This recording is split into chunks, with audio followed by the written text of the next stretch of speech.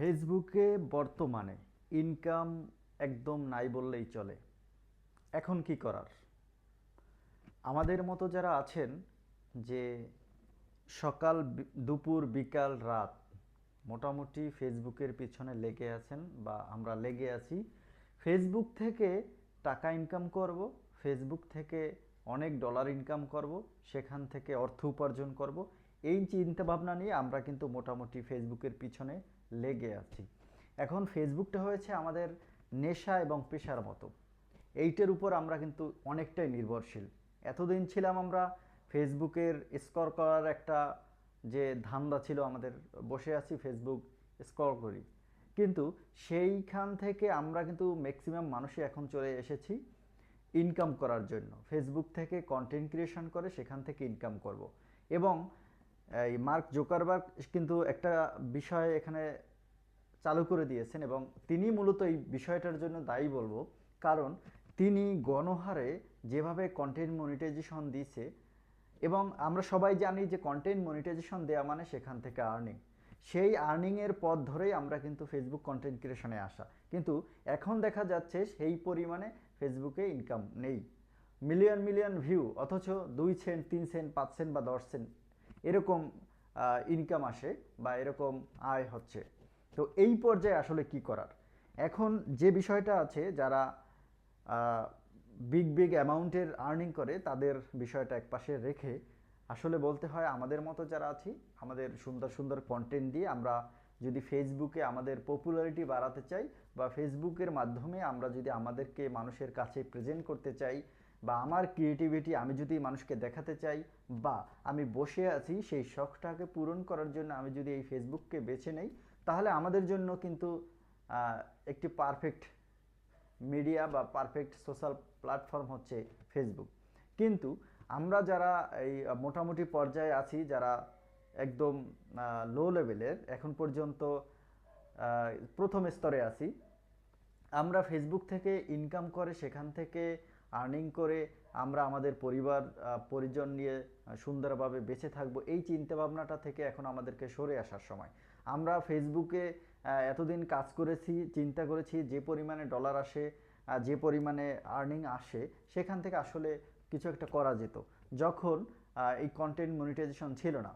কিন্তু এখন যে পলিসিগুলো অ্যাপ্লাই করা হয়েছে সেটা হচ্ছে কন্টেন্ট মনিটাইজেশন কিন্তু ঘনহারে দিয়ে দিচ্ছে, যদিও আমি পাই নাই বা আমার মতো কয়েকজন হতভাগা যারা আছে তারা হয়তো পায়নি, কিন্তু ম্যাক্সিমাম মানুষ কিন্তু এখন কন্টেন্ট মনিটাইজেশন পেয়ে গেছে। আর কন্টেন্ট মনিটাইজেশন পাওয়ার পরে সে জানে যে এখন এখান থেকে আস্তে আস্তে ইনকাম হচ্ছে। ফলে এই যে নেবাই নেবাই কিন্তু আজকে একটা ভিডিও আপলোড করেছে, আপনারা দেখবেন যে তিনি বলেছেন যে ঘরে ঘরে কন্টেন্ট ক্রিয়েটর, এবং তাদের উপর তিনি অনেকটা ক্ষিপ্ত বললেই চলে। কিন্তু আমার কথা হচ্ছে তাদের উপর আর ক্ষিপ্ত হওয়া যাবে না, বা সবাই তো এখানে চায় কিছু একটা করার জন্য, বাট আপনি পরামর্শ দিতে পারেন, বা আমরা সবাই এইটা বুঝতে চেষ্টা করলেই ভালো হয় যে ফেসবুক একটি হচ্ছে সোশ্যাল প্ল্যাটফর্ম, যেখানে মানুষ এটার দিকে কিন্তু এক চোখে তাকিয়ে থাকে। যে ভালো করে দেখে না সে কিন্তু সানগ্লাস বা চশমা নিয়ে সে কিন্তু ফেসবুকটার উপরেও পড়ে থাকে। সুতরাং মানুষের বা পারসেপশন বা মানুষের এখন যে এম সেটা হচ্ছে ফেসবুক, এবং এই ফেসবুক নিয়েই মানুষের দৈনন্দিন জীবন, স্বাভাবিক জীবন সারাদিন চলে। তো এখন আপনাকে বা আমাকে যে কন্টেন্টগুলো এখানে দিতে হবে, সেটাকে যদি মানসম্মত উপায় আমরা দিতে পারি, হয়তো সেখান থেকে আমাদের ভবিষ্যৎটা, ফিউচারটা ভালো হবে। আর যারা আমরা মনে করেন খাইতে বইতে বা যাইতে যে কোনো জায়গায় আমরা যে কন্টেন্টগুলো উপস্থাপন করি বা কন্টেন্টগুলো দেই, কোনো ভ্যালুলেস বা কোনো মেসেজ ছাড়া, অর্থাৎ সুন্দর একটি মেসেজ থাকবে আমার কন্টেন্টে, এটাই হচ্ছে ফেসবুকের যে কন্টেন্ট ক্রিয়েশনের মূল পেশা।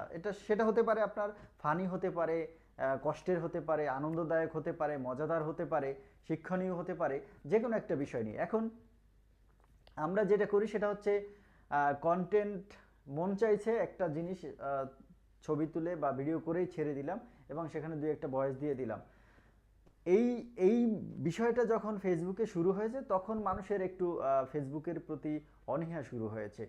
এখন আমার কথা হচ্ছে বা আমার পরামর্শ হচ্ছে বা আমার যে মূল বিষয়টা বলার সেটা হচ্ছে, আমরা যারা কন্টেন্ট ক্রিয়েশন করি বা ফেসবুক থেকে কিছু একটা করতে চাই, আমাদের উচিত যে এখানে ভালো করে ভালো ভালো কন্টেন্ট করে, শিক্ষণীয় কন্টেন্ট করে, সুন্দর করে এডিট করে এবং ভালো ভালো উপাদান এখানে ইনসার্ট করে তারপরে একটা কন্টেন্টকে প্রেজেন্ট করা, যাতে মানুষের সামনে সুন্দর করে সেই কন্টেন্টটা যায়।